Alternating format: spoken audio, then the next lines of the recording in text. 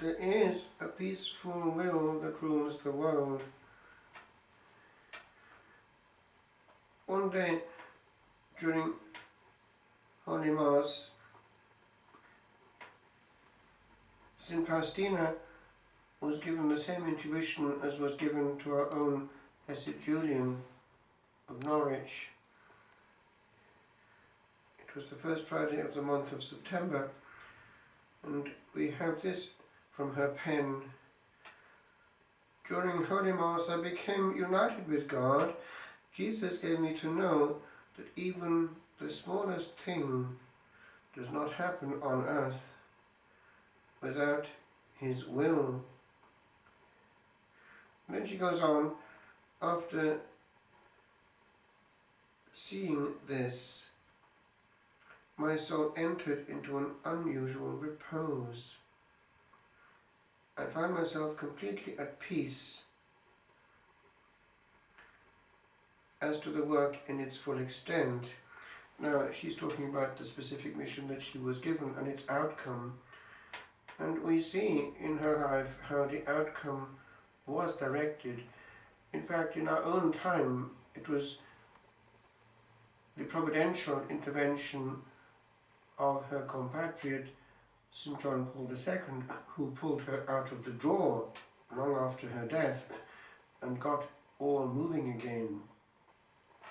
That could not have been foreseen at the time, but we do already see during her life the way that, as in the case of St Margaret Mary Alacoque, a man who understood her soul helped greatly also to make things known.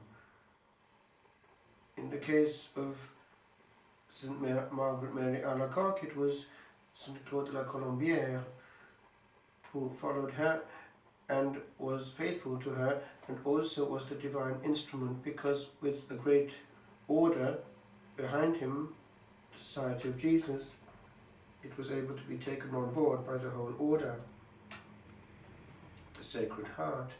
Here we have a holy priest, Father Sobocco, who did the same. And we have these words from the Lord concerning him. He is a priest after my own heart. Happy the priest who can have such a compliment from the Most High. His efforts are pleasing to me. You see, my daughter, that my will must be done. We have the providence of God at work. And that providence is not short of means. And that which I had promised you I shall do. Through him I spread comfort to suffering and careworn souls. Through him it pleased me to proclaim the worship of my mercy.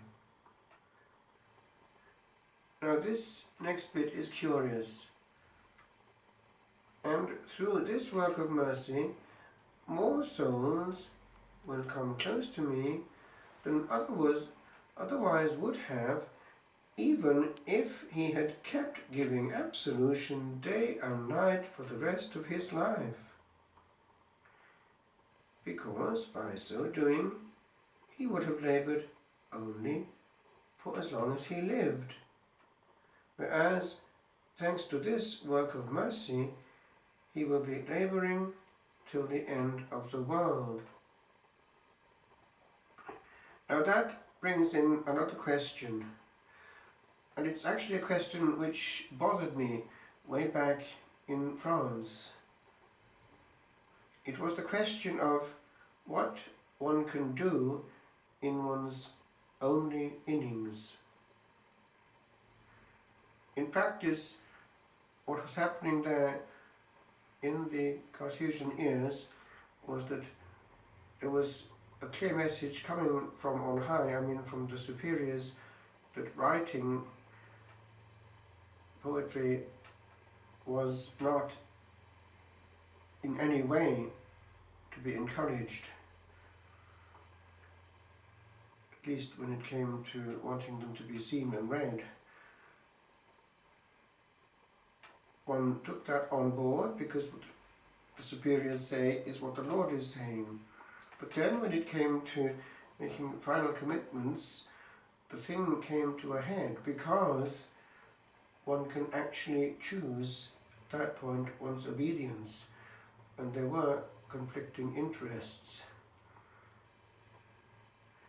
Because what hit me was this: one can die, one can pray, one can praise, but then the light is out.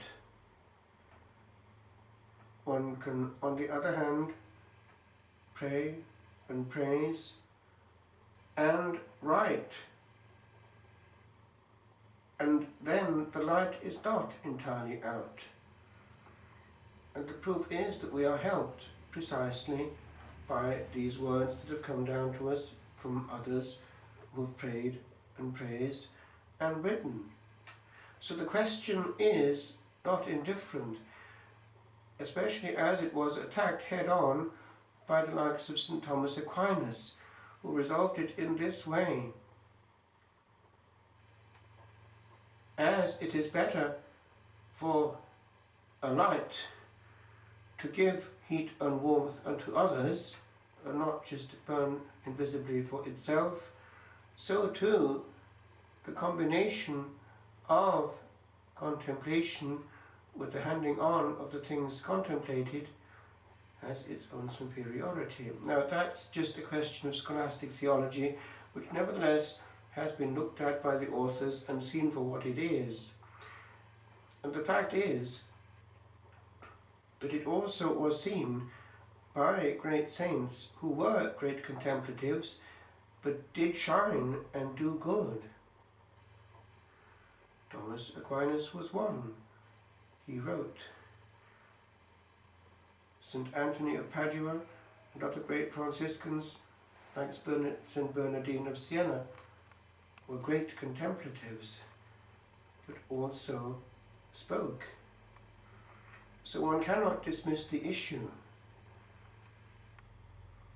It can only be resolved in a return to this fundamental question of what has been hit here: the will of God. Outside that will, there is no peace. And in His perfect peace, in His perfect will, is found our peace, as St. Augustine points out. And it brings us back to actually that position of Saul, thrown to the ground and henceforth knowing nothing. Lord, what wilt thou have me to do? And St. Teresa of Avila indicates that that's the point.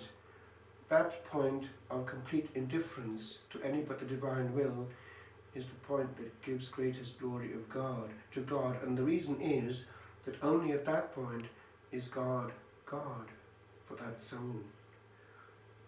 The soul exists only in view of the will of God and has no more right over time or creation or itself.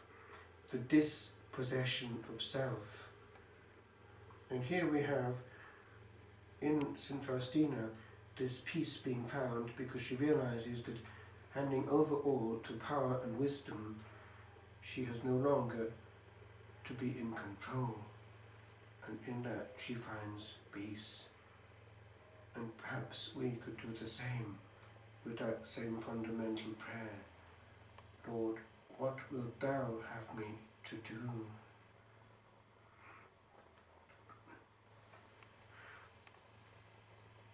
In questi scritti di Santa Faustina abbiamo dei brani indicando che il Signore ha mostrato direttamente a lei come non c'è niente nel cosmo che capiti senza che sia la sua volontà orientata e inclusa. È un po' la stessa cosa che fu vista in estasi la nostra reclusa inglese Giuliana. C'è una provvidenza, una sapienza che è presente nella guida degli eventi e dei momenti, e noi siamo inclusi dentro, e capire questo dà all'anima un'immensa serenità, perché altrimenti tendenzialmente si perde tanta pace con questa illusione che possiamo guidare il mondo. Non lo possiamo. Il mondo lo riceviamo dalle mani di Dio, però un momento alla volta. Chiediamo questa grazia di vivere nel momento in cui tutto è dato, e la dottrina data tramite Beato Corsar, che il momento presente è quasi un sacramento, che contiene in sé tutto il necessario per la nostra salvezza e santificazione lì, là dove viene.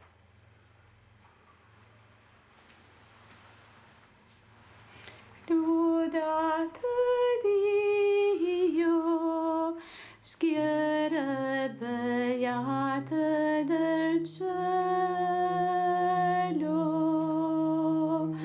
Lodate Dio, genti di tutta la terra. Cantate a Lui, che tanto gli uomini amò, da dare